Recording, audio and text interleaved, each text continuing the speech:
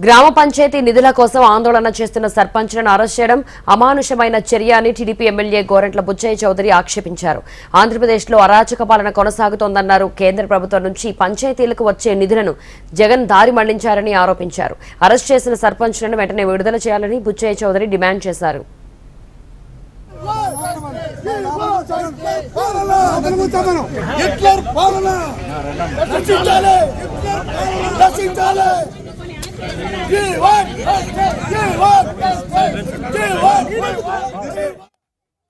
గత 5 సంవత్సరాలుగా స్థానిక సంస్థలను నిర్వీర్యం చేశావు.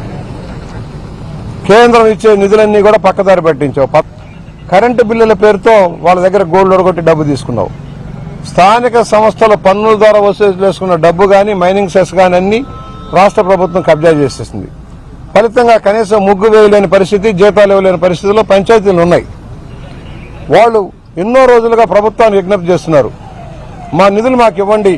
కేంద్రం ఒక చట్టం చేసింది. చట్టం ప్రకారం తప్పనిసరిగా కేంద్రం ఇచ్చే నిధులు ఆ పంచాయతీలకు వెళ్ళాలి.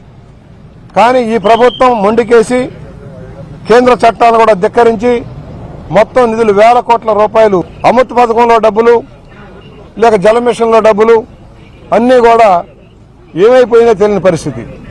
రాష్ట్ర ప్రభుత్వం ఇవ్వాల్సిన మ్యాచింగ్ గ్రాంట్లు కూడా వీటికి కూడా ఇవ్వాల. ఇవాళ సర్పంచ్ ఆందోళన చేస్తూ ముందుకు వచ్చారు. మా సమస్యలు మాకు గౌరవం లేదు, వాలంటరీ వ్యవస్థను పెట్టి మమ్మల్ని నిర్వీర్యం చేశారు, మా అధికారాలు కత్తెర వేశారు, చెక్ పవర్ లేకుండా చేశారు అని భయపడతా ఉంటే వాళ్ళని వాళ్ళు అరెస్ట్ చేసి పోలీస్ స్టేషన్లో తరలించడం అమానుషం, అకృత్యం.